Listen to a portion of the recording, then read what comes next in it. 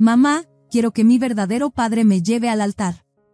Esas palabras destrozaron la paz de nuestra familia como una piedra atravesando un cristal, dejando grietas que se extenderían mucho más allá de ese momento.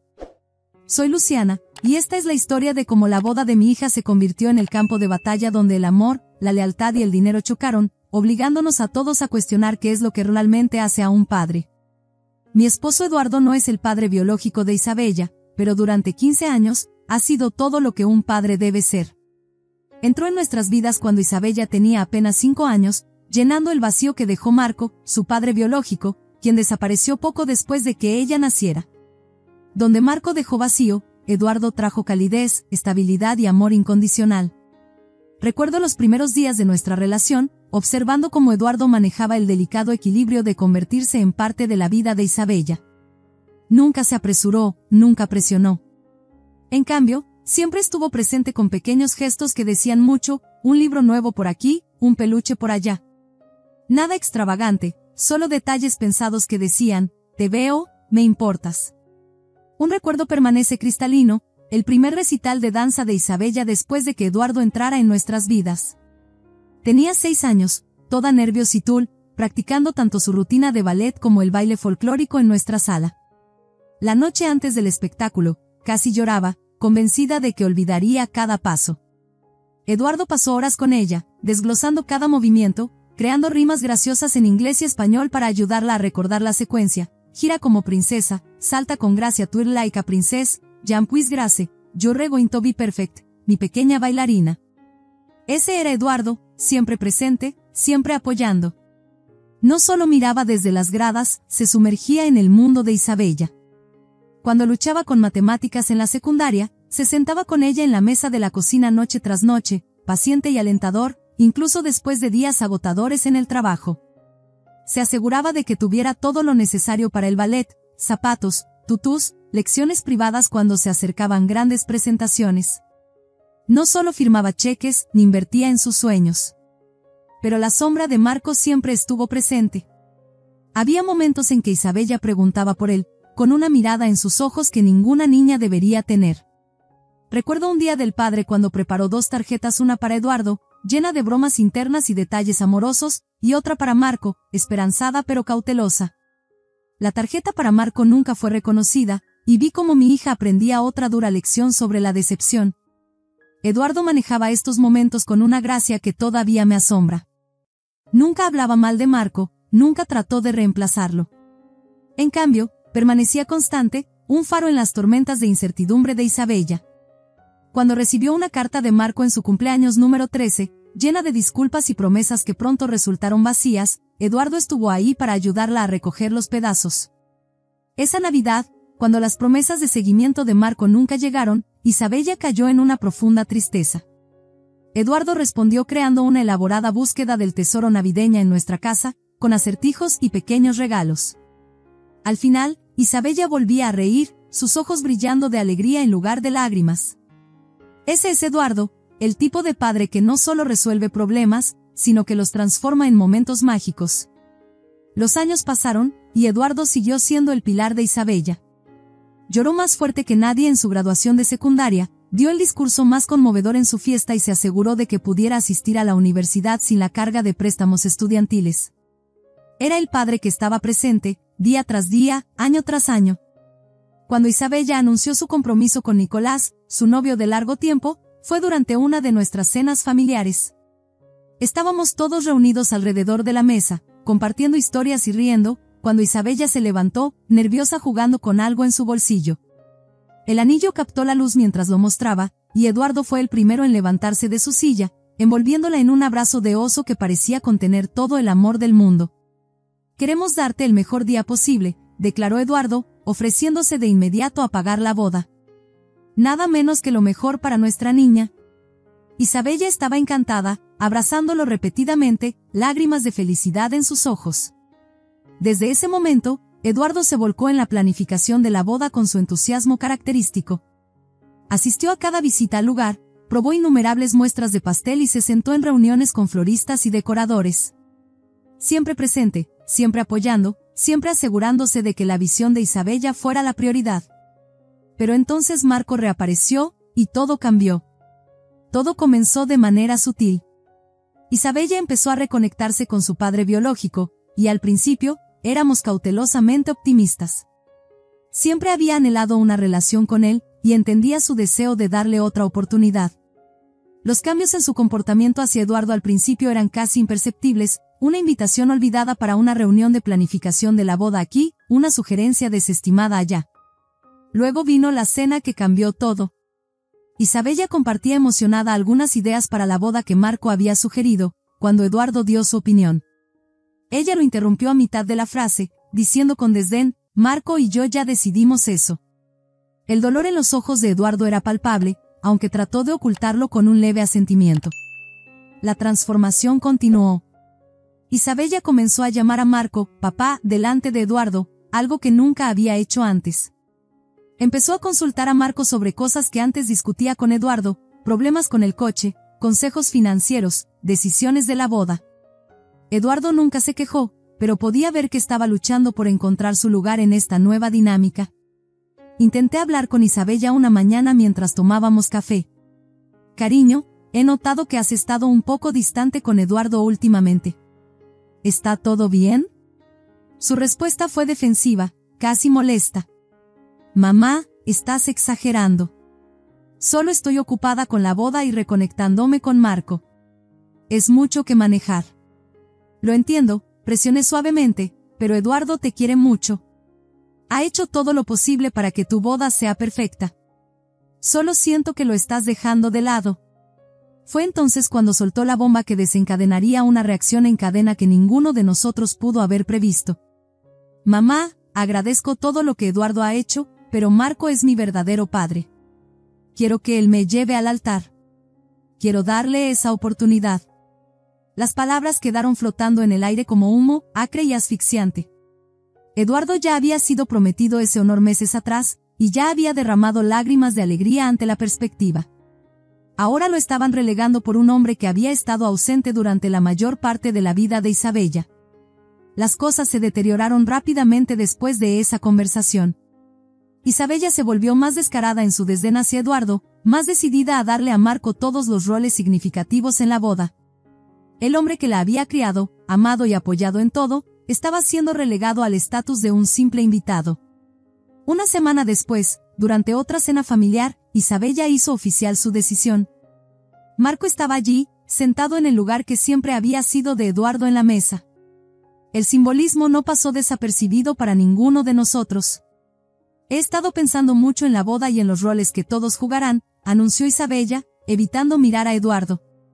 Quiero que Marco tenga un papel importante en la ceremonia. Quiero que mi verdadero padre me lleve al altar. Creo que es lo justo que Marco, mi padre biológico, tenga este rol especial. El rostro de Eduardo permaneció compuesto, pero lo conocía lo suficiente como para ver la devastación en sus ojos. Su voz fue firme pero suave cuando respondió: si eso es lo que quieres, Isabella, apoyaré tu decisión. Fue entonces cuando supe que tenía que tomar una postura. Al mirar atrás, me doy cuenta de que ese momento en la mesa fue el punto de no retorno. El silencio que siguió al anuncio de Isabella fue ensordecedor, roto solo por el suave tintineo de los cubiertos contra los platos mientras todos fingíamos comer. Pero por dentro, yo hervía, viendo cómo el hombre que amo era descartado como un juguete viejo en favor de uno más brillante. Esa noche, después de que todos se fueron y Eduardo y yo nos quedamos solos, lo vi sentado en su estudio, mirando una foto del primer recital de ballet de Isabella. La había enmarcado años atrás, Isabella en su tutú, sonriendo radiante a la cámara mientras Eduardo se arrodillaba a su lado, igualando su sonrisa. El orgullo en sus ojos en esa foto era el mismo que había visto todos los días durante 15 años, en cada logro, cada lucha, cada momento que formaba su relación de padre e hija.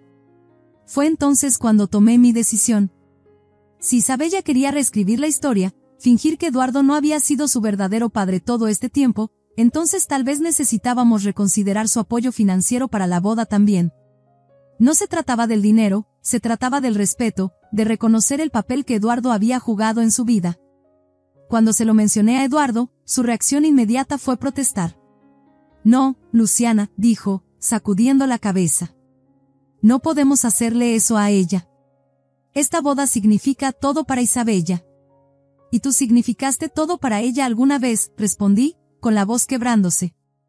Hasta que Marco apareció con sus promesas vacías y su conveniente reaparición. Eduardo intentó discutir, siempre poniendo la felicidad de Isabella por encima de todo, incluso ahora. Pero podía ver el costo que esto le estaba cobrando. Cada día traía una nueva herida, una nueva manera en que Isabella lo apartaba a favor de Marco. El hombre que nunca se perdió un solo recital de baile, que se quedó despierto incontables noches ayudando con la tarea, que celebró cada victoria y consoló cada decepción, estaba siendo tratado como un pensamiento secundario. Cuando finalmente hablé con Isabella sobre reconsiderar el apoyo financiero de Eduardo, su reacción fue explosiva. Acusó a Eduardo de usar el dinero para manipularla, de tratar de controlar su boda con su billetera. La dulce niña que alguna vez hizo 2 tarjetas para el Día del Padre había desaparecido, reemplazada por alguien que apenas reconocía. La situación se salió de control rápidamente. Isabella comenzó a difundir rumores entre nuestra familia y amigos, pintando a Eduardo como un villano controlador que usaba su dinero para forzar su voluntad. La familia se dividió en bandos, algunos entendían nuestra posición, y otros pensaban que deberíamos simplemente darle a Isabella lo que quería para mantener la paz. ¿Por qué no le pides a Marco que ayude a pagar la boda?, sugerí durante una discusión particularmente acalorada. Ya que ahora es tan importante para ti. El rostro de Isabella se enrojeció mientras admitía que ya le había pedido, pero Marco se había negado, diciendo que no podía permitírselo. Sin embargo, de alguna manera, esto no parecía afectar su opinión sobre él o su nueva importancia en su vida. La ruptura final llegó cuando Eduardo decidió retirarse completamente de la boda, tanto emocional como financieramente. No fue una decisión fácil para él, lo vi agonizar por días. Pero al final, sintió que era la única manera de preservar su dignidad y protegerse de más dolor. El impacto fue inmediato y dramático. Sin el apoyo financiero de Eduardo, la boda de ensueño de Isabella comenzó a desmoronarse. El lugar caro tuvo que ser cancelado, los planes elaborados reducidos. Lo único que permaneció intacto fue su vestido, que ya estaba pagado. Cuando se acercaba el día de la boda, quedó claro que Eduardo y yo no asistiríamos. La distancia entre nosotros e Isabella se había vuelto demasiado grande, el dolor demasiado profundo. Unos días después de la boda, Isabella nos llamó, con la voz llena de ira y acusación. Arruinaron mi boda, dijo. Arruinaron todo. Las secuelas fueron brutales. Los miembros de la familia tomaron partido, algunos argumentando que deberíamos haber seguido los deseos de Isabella para mantener la paz. No entendían o no querían entender que esto no se trataba solo de una boda. Se trataba de años de amor y devoción siendo descartados, de un corazón de padre roto por la hija que eligió amar como suya. Pasaron meses, y la situación no mejoró. Isabella nos cortó de su vida por completo, como si 15 años de amor y cuidado no significaran nada. Continuó haciéndose la víctima, difundiendo su versión de los hechos a cualquiera que la escuchara. La verdad se torció, distorsionada en algo que apenas reconocía. Entonces, un fin de semana, todo cambió de nuevo. Isabella apareció en nuestra puerta sin avisar, su coche lleno de maletas y cajas. La novia confiada que había descartado a Eduardo con tanta facilidad había desaparecido, reemplazada por alguien que parecía perdida y desesperada. Necesitaba dinero, mucho dinero. La boda los había dejado a ella y a Nicolás en serios problemas financieros. Había agotado sus tarjetas de crédito, y los cobradores de deudas llamaban constantemente. La cantidad que necesitaba era impactante, $135,000. Es su culpa, dijo, con la voz temblorosa. Contaba con su ayuda para la boda. Cuando retiraron su apoyo, me dejaron en una situación imposible. No pude evitar preguntar, ¿has intentado pedirle ayuda a Marco? Su silencio lo dijo todo. Aparentemente, su verdadero padre, una vez más había desaparecido cuando las cosas se complicaron. La ironía no pasó desapercibida para mí, el hombre que eligió sobre Eduardo la había abandonado nuevamente cuando más lo necesitaba. Eduardo no estaba en casa durante la visita de Isabella, y cuando le conté sobre ello más tarde, su respuesta me sorprendió. Por primera vez desde que comenzó todo este calvario, no saltó inmediatamente a ayudarla. En cambio, dijo en voz baja, no puedo hacerlo. Hay un límite al dolor que un padre puede soportar. El siguiente capítulo de este drama familiar se desarrolló apenas unos días después. Era una tarde tranquila, Eduardo y yo estábamos preparando la cena juntos cuando escuchamos un coche detenerse en nuestra entrada. Por la ventana, vimos a Isabella bajarse, su coche nuevamente lleno hasta el tope con maletas y cajas. Cuando Eduardo abrió la puerta, Isabella estaba allí, luciendo más pequeña de lo que la recordaba. ¿Puedo quedarme aquí?, preguntó, con la voz apenas un susurro. Explicó que ella y Nicolás habían peleado, que la situación financiera se había vuelto insoportable, y necesitaba un lugar donde quedarse. La respuesta de Eduardo fue inmediata y firme. No puedes quedarte aquí, dijo, y luego se dio la vuelta y regresó a la cocina sin decir una palabra más. Isabella me miró, sus ojos llenos de lágrimas. Mamá, suplicó, no tienes que escuchar a Eduardo. Él ni siquiera es mi padre biológico. Pero yo soy tu hija, deberías dejarme quedarme. Las palabras me golpearon como un golpe físico. Incluso ahora, después de todo, seguía usando la biología como un arma, todavía disminuyendo el papel de Eduardo en su vida. Respiré profundamente y me mantuve firme. Isabella, dije con firmeza, independientemente de si es decisión de Eduardo o no, también creo que no es una buena idea que te quedes aquí. Hay demasiado dolor, demasiadas cosas sin resolver. No creo que sea lo mejor para ninguno de nosotros ahora mismo. Subió a su coche y se fue sin decir nada más. No he vuelto a saber de ella desde entonces. Al estar aquí ahora, reflexionando sobre todo lo que ha pasado, no puedo evitar cuestionar cada decisión, cada momento que nos llevó a este punto. ¿Hice bien al tomar una postura tan firme con respecto a la boda? ¿Deberíamos haber guardado silencio y dejar que Isabella hiciera lo que quisiera? ¿Habría preservado eso a nuestra familia, incluso si significaba ver a Eduardo sufrir en silencio? Pero luego pienso en Eduardo, en su amor inquebrantable por Isabella todos estos años, en lo profundamente que lo lastimó, y sé que hicimos lo correcto. A veces, el amor significa mantenerse firme, incluso cuando te rompe el corazón hacerlo. Me pregunto, ¿qué habrías hecho en nuestra situación? ¿Habrías defendido a la persona que estuvo ahí en todo momento, o habrías mantenido la paz a cualquier costo? ¿Cuándo es correcto tomar una postura, y cuándo deberíamos simplemente dejarlo pasar? Si alguna vez te has enfrentado a una situación similar siendo forzado a elegir entre lo que es correcto y lo que es fácil, entre defender a alguien que amas y mantener la paz, me encantaría saber lo que piensas. Comparte tus pensamientos en los comentarios. ¿Alguna vez has tenido que tomar una decisión difícil para proteger a alguien que amas, incluso si eso significaba que te vieran como el villano? Y no olvides darle like y suscribirte para más historias reales sobre la dinámica familiar. Recuerda, a veces las decisiones más difíciles que tomamos son las que definen quiénes somos. El camino fácil no siempre es el correcto, y defender lo que es correcto a menudo tiene un precio. Pero al final del día, tenemos que vivir con nuestras decisiones, y a veces eso significa elegir la integridad sobre la paz.